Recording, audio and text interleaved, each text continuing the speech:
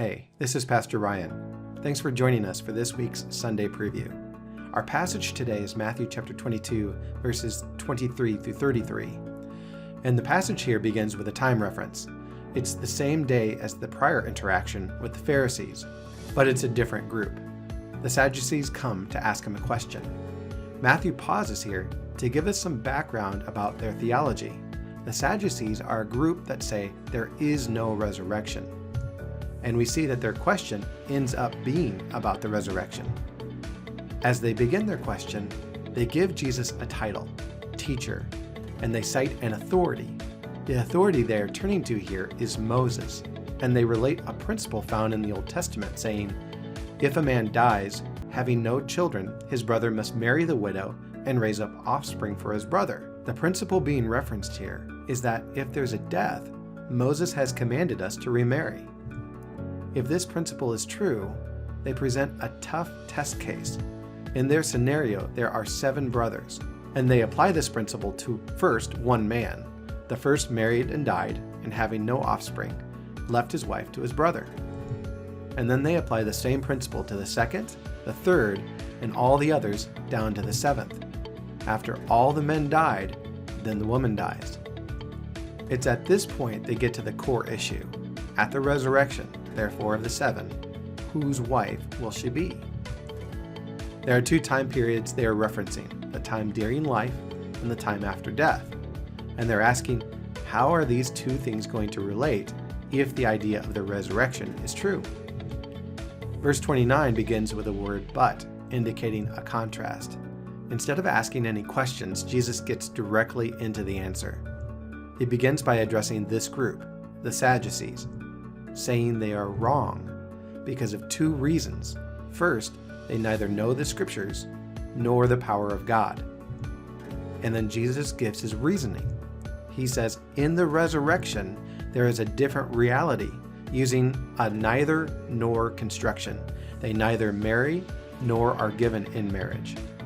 Instead, Jesus reveals they are like angels in heaven. This is showing the assumption the Sadducees had was incorrect. Jesus also directly answers the resurrection question. This is the 4th time the term resurrection has been used, and that makes it a key term in this passage. Here, Jesus cites a different authority. The Sadducees appealed to Moses, but here Jesus appeals to God, quoting a passage that says, in the present tense, I am the God of Abraham, the God of Isaac, and the God of Jacob. Jesus arrives at a different conclusion because of the present tense verb. God is not the God of the dead, but of the living. And Matthew concludes with a time reference using the word when. But he references a different group. Instead of showing us how the Sadducees react, the original questioners, he gives the reaction of the crowd, noting that they were astonished at his teaching, which could be connected to the prior title given to Jesus by the Sadducees of teacher. But before we go, we want to look at the broader passage. When asking the who question, we see a number of groups or individuals. We see the Sadducees, Moses, Jesus, God, Abraham, Isaac, Jacob, and the crowd. When asking the what question, we see this passage is about the Sadducees, putting a challenging hypothetical scenario to Jesus. It's about the resurrection, and Jesus gives an answer, correcting their assumptions and quoting from an authoritative source, God. And we see the reaction of the crowd. They are astonished. We saw the when question answered at the beginning of the passage, noting it was the same day as the prior questioning by the Pharisees. Where was this interaction? But we've noted that in Matthew chapter 21, it indicates it may be at the temple. And again, when asking the why question, we're bordering on interpretation rather than just observation. But we want to throw out a few initial thoughts. It could be here to demonstrate that Jesus was not allied with the Pharisees, the Herodians, and he was also not allied with the Sadducees.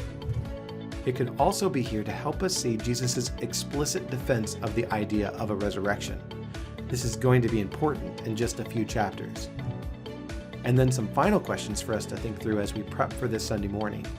First, a question would be, why is there no marriage in heaven? What does Jesus mean that they are wrong when he says they do not know the power of God? Something to explore would be the significance of Jesus basing an argument on the verb tense found in the Old Testament. Why would this be significant? And finally, what is the significance of the crowd being astonished at his teaching? Is that different than believing his teaching? Thanks for joining us for the Sunday Preview. We hope this spurs on your thinking and prepares you for our time together on Sunday morning. God's blessings on your week.